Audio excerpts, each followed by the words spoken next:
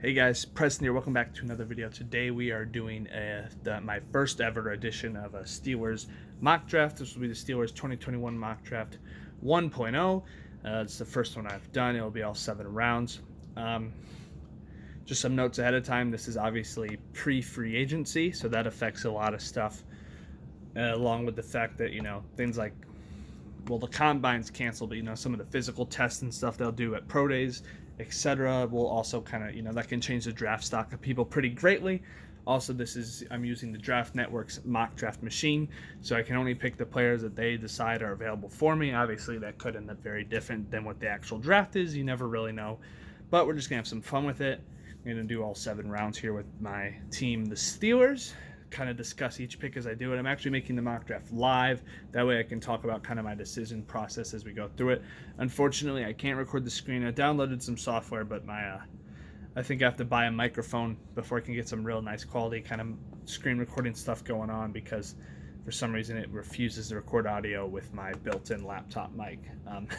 But anyways, let's get into this. So for the first round, the whole time I've always been thinking to go tackle with this pick, but there's a recent report from The Athletic that apparently Tomlin basically said to Zach Banner that Banner's the guy next year and they need him good to go and ready, which maybe he's just being nice, but we're going to actually take that kind of this time. We're going to take it as Tomlin literally telling Banner that he is going to be the starting left tackle, which may seem crazy. It may not be, who knows, but if that is the way they go, then I will not go tackle in the first round, which is what I've normally done. This time I'm going to mix it up a little bit. I'm actually going to agree with Mel Kiper here. You can call me crazy if you want in the comments. Please do that. Actually, real quick, before we kind of just get started, please subscribe. If you're watching this video, I would hope that you're a Steelers fan. I make a crap ton of Steelers content. I post several times a week, Steelers videos, Notre Dame videos, etc. Notice that most of these people watching are not actually subscribed, so if you could just hit that subscribe button now and hit the bell so you can get notified of all my Steelers uploads, because, YouTube's algorithm isn't the best. It would mean a lot to me. Anyways, let's continue. With my first pick, I am taking Zaven Collins, the linebacker out of Tulsa. You might think that's a little crazy, like not going tackle or not going running back, but I'll say this in mind. Everyone's favorite running back out of Alabama was already off the board, Najee Harris, along with the fact that, like I mentioned right before we started, I had the Steelers sticking with their guns on the fact that Tomlin told Banner that he would be the starting left tackle. So if you make that assumption, that means they wouldn't draft their first round pick on a backup tackle. So going with Collins makes sense for me in a couple of ways. A, he's incredibly talented. He won some sort of defensive player award in college. Was probably a runner-up for the Butkus.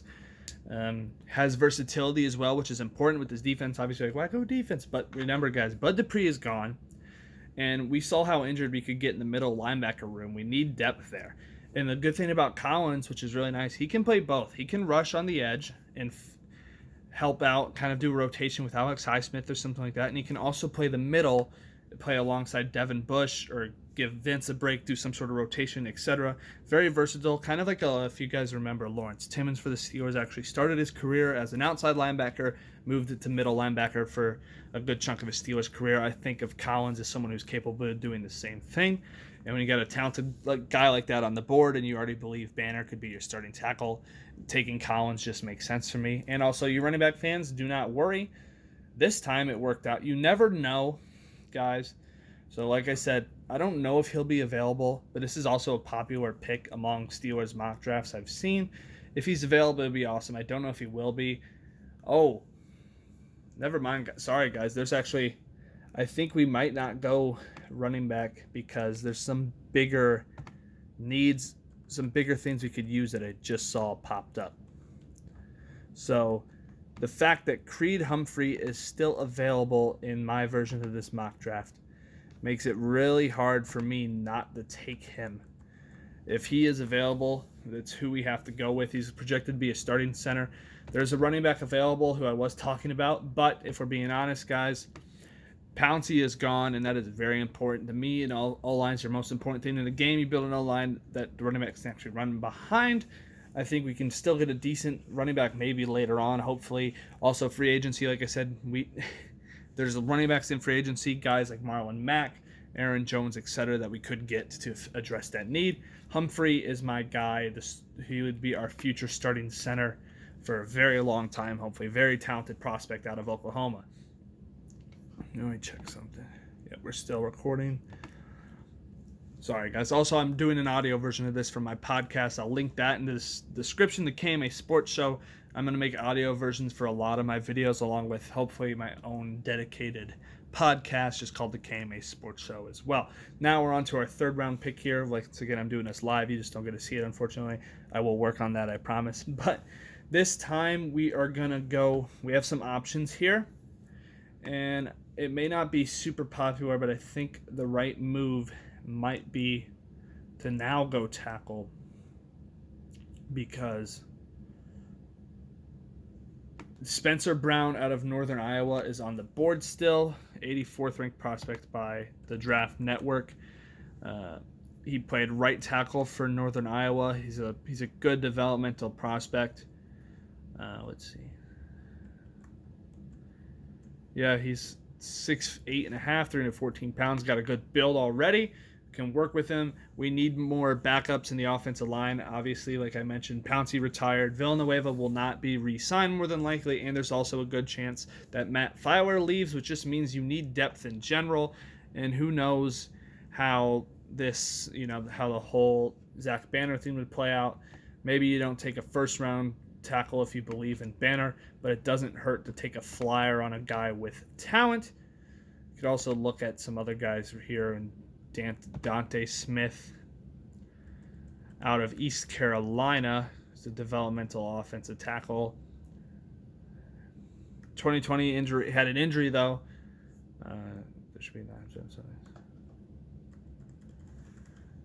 6'5", 294. Trying to see here, guys. I'm sorry. You know what? We're gonna go with Spencer Brown. There's some other guys here, Robert Hainsey, Walker Little, but Little's kind of fallen off draft boards a little bit. I'm not sure why. He played left tackle for a long time for them. You know what? I think I'm gonna go Walker Little here. Actually, I think they have him a little too low. He played left tackle his entire career at Stanford. He's a pretty talented guy. Like I said, you don't know if Banner's going to fully work out or not. Why not take kind of just a shot at another Stanford grad to go with David DeCastro? I'm going to go ahead and, might be a reach. I'm going to take Walker Little. Feel free to comment, like I said, comment below about all these picks. I'd love to discuss all this stuff with you guys. Anything you disagree with or agree with, just other suggestions you have. Like maybe, hey, maybe I should have took that player or something like that. I love discussing this with anyone. I just like talking football. That's why I make these videos in the first place. So like I said, yeah, comment and I will gladly answer any questions or concerns you have about my draft choices.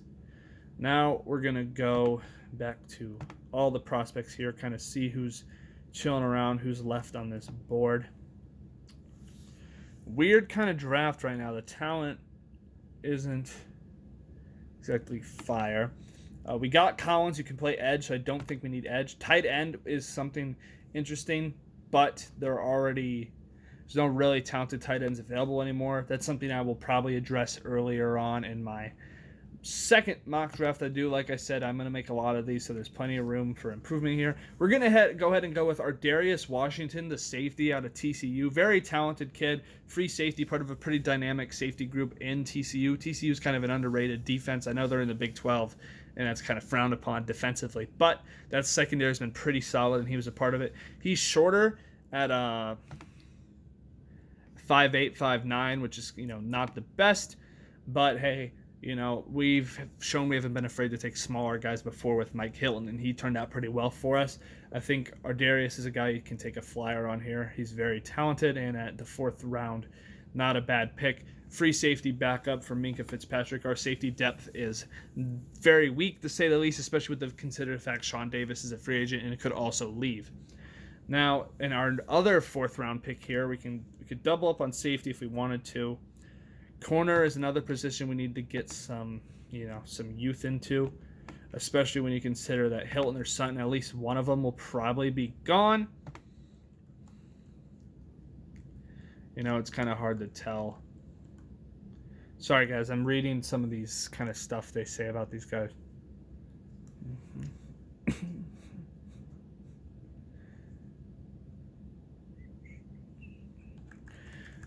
Ambry Thomas is a talented corner out of Michigan, 6 foot. But he did opt out, which also, it's kind of hard sometimes if you want to take the flyer on the kid who you didn't get to see his tape for a whole season. But, he had good tape when he did play. There's also Gary Vincent Jr., the corner out of LSU, 5'10", so a little shorter. But he got to play corner and safety in 2018 and 2019. Explosive athlete. Let's see what else they kind of say about him. Good ball skills. Natural feel and coverages, rotation skills are loud. Okay, so doesn't feel right.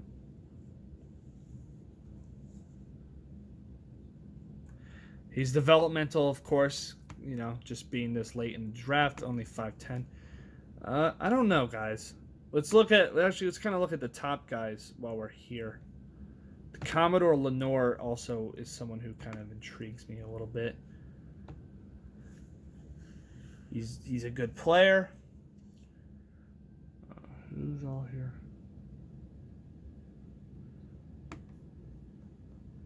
I think Lenoir's another guy who might have opted out. Passing game. Sorry, guys.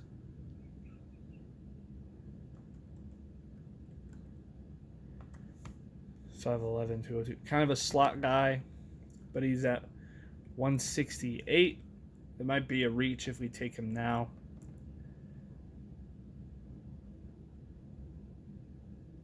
Although I like him, so we're gonna go with the Commodore. He has the ability to play inside or outside. I think he'd probably get developmental slot guy for us, just based off kind of the needs we have at corner at the moment. We're gonna go ahead and take the Commodore Lenoir, the corner out of Oregon. I do think we need to go corner this draft. I'm fine with a debate on which corner or at what point. I do think it'll probably be later in the draft because we don't need a starting corner, because we'll still have Sutton or Hilton more than likely, and we'll at least one of them, and then we'll still have Hayden and Nelson. So we need kind of a depth piece there to go along with the depth pieces we already have. So I figured I'd take a flyer on Lenoir there because I like his potential.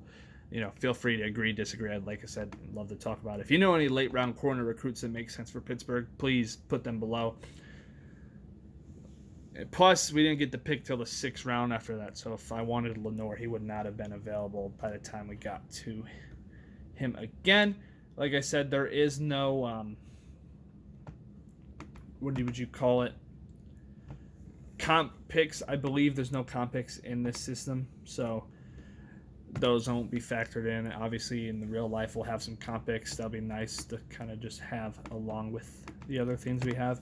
This time, we're going to, I'm surprised he's kind of still here. We're going to take a flyer. I know it's late, and it's not which a lot of fans would want, but I'm going to take a flyer on Jaret Patterson, the running back out of Buffalo. The dude was a beast in college, a machine, had like 800 rushing yards in a game this year, put up arcade numbers basically for a group of 5 team. He's a pretty impressive kid. To get him late in the 6th round, I think it's not a bad flyer. See if it works out. If it doesn't, 6th round pick. Also, like I mentioned, I haven't mentioned, but Matt Canada kind of likes to use multiple running backs, so maybe he does work out. It'd be a nice thing to have in our system. Now we are in the 6th round. You can go a couple different ways here.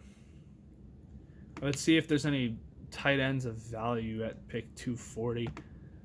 Not really. Wide receiver, we usually go wide receiver at least once per draft. I don't know if you guys noticed that. Pay attention to that. Interior defensive line is something we could look at with the fact that Tyson Alualu is also a free agent, which is something to keep an eye on, I guess you could say. But I think we're going to go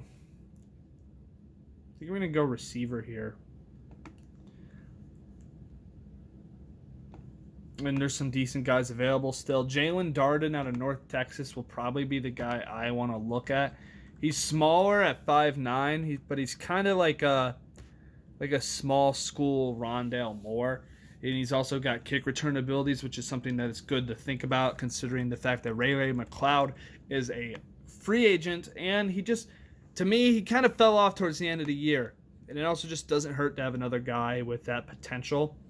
So I think we'll go with Jaelon Darden out of North Texas. I like his potential and his abilities. Although, real quick, guys, sorry, Cade Johnson's another intriguing prospect out of South Dakota State. Small school guy, a little taller at 5'10", but he's got some upside. He'd be a slot receiver. But I think I like Darden a little bit better, so we're going to go ahead and take Jaelon Darden there. Technically, since we picked pretty close apart, our next pick's at 249 in the 4th round. We could have really took both. Don't want to do that, though.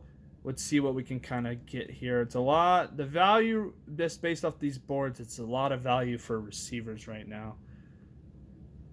But I don't know if that's really what I want to do here. Let me look for some guys. See if there's any interior offensive line depth we could take a flyer on. Anyone I know? It's kind of good. Not really. Any more tackles to look at? No. We're gonna go ahead. We're gonna take an edge here, I believe. Developmental starting defender in the NFL. Be an edge rusher, a hybrid defensive lineman.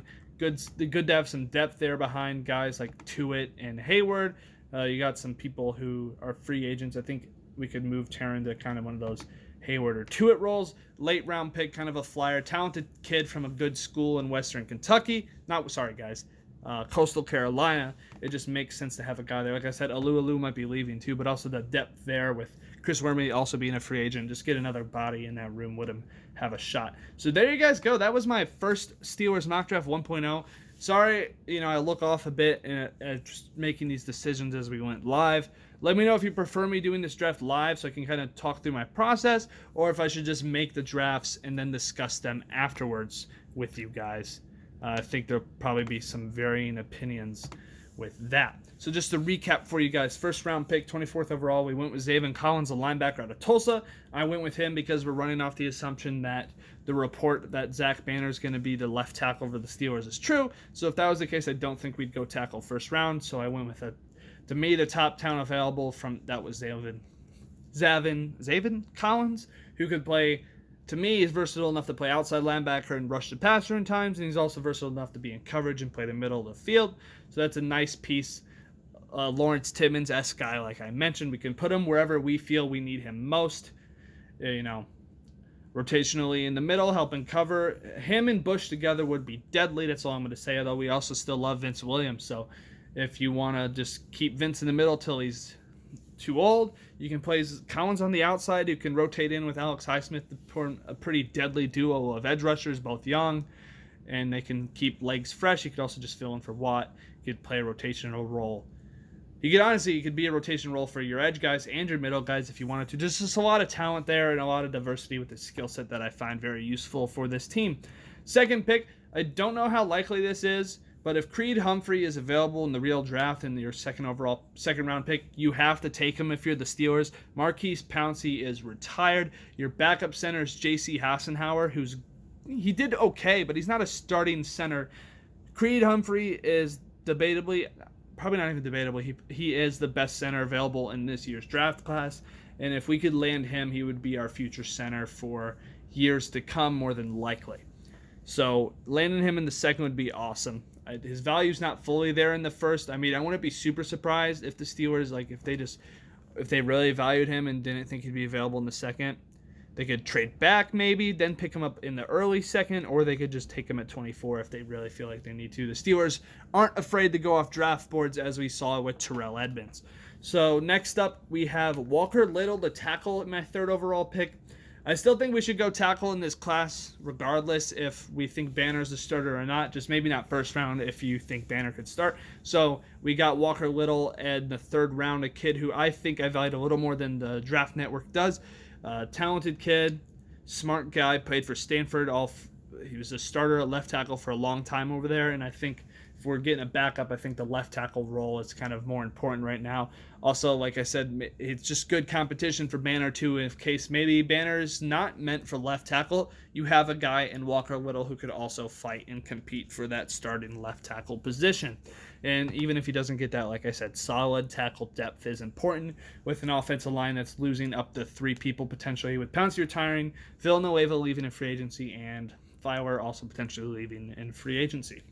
Next up, we have our Darius Washington, the safety out of TCU at pick 129. Safety depth is something we need to address at some point, either this draft or free agency. Our Darius is very talented. Like I said, he's on the shorter side, so maybe that's not your cup of tea, but I do like his talent. I think he flashes, and I think getting him at 129 is just good value. Good backup who can learn under Minkah Fitzpatrick and just provide quality depth and maybe some rotational roles in for this defense. Next pick, at pick 141 overall, I went with a corner into Commodore Lenoir out of Oregon. Very talented kid. He has some ability to play inside and outside. I think he'll be more of an inside, maybe a dime package corner. Just another young body to get into our cornerback room. Also helpful to have a guy who could potentially play in that kind of slot role when you are more than likely to lose either Mike Hilton or Cam Sutton, like I mentioned, pre-free agency. So when we know more, obviously my draft picks could change as well. But I like Lenoir. I also valued him a little more than the Draft Network does.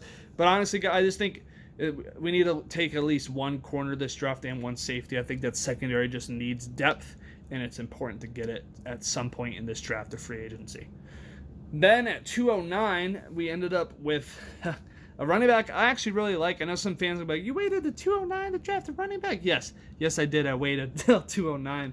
I think free agency is a place we could address the running back position. There's a decent amount of good guys available. I personally like Marlon Mack as an option.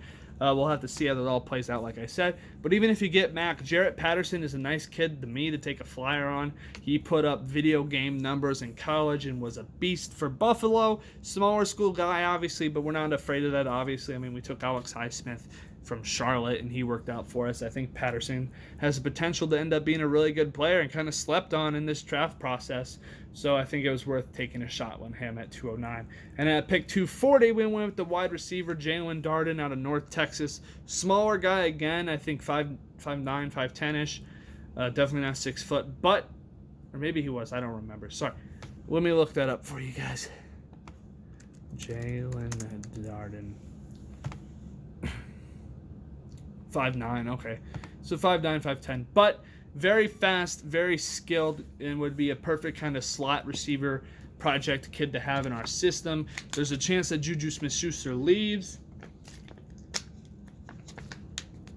And I always thought, obviously Juju's talented enough to play outside, but he played a lot of snaps in the slot, so I figured we might as well add some depth to that slot receiver position. And also, like I mentioned, Darden can do kick returns, which is something that's always nice to have, along with the fact that Ray McLeod is a free agent and we still don't know if we keep him or not. So get someone younger there and who has that punt return, kick return potential as well. And then we ended the draft at pick 249 with the edge/interior defensive lineman Tarron Jackson from Coastal Carolina. I think he could bulk up a little bit and play inside. I could be an outside edge rusher if we needed him to be, if you keep Collins in the middle or something like that. I just like his versatility as well. To me, he's just good defensive front depth. He can back up to it and Hayward, or he could back up Highsmith and TJ.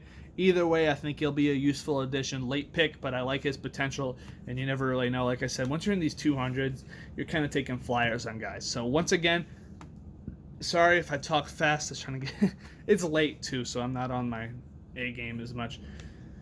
So before we end this video, once again, please subscribe. It would mean a lot to me. You can click up here for a playlist of some other Steelers videos of mine. Over here is the button to subscribe. If you haven't done it yet, please do. It would mean a lot to me. I'm trying to hit 200 subs. And then over here is a random video of mine that YouTube has decided to recommend for you. So guys, I hope you enjoyed this video. Let me know what you think about this mock draft, what you would change, anything you agree with. Like I said, I'm happy to discuss all things Steelers with you in this comment section. Also, the link to my podcast, the KMA Sports Show, will also be in the description. So this is KMA Preston signing out. Go Steelers.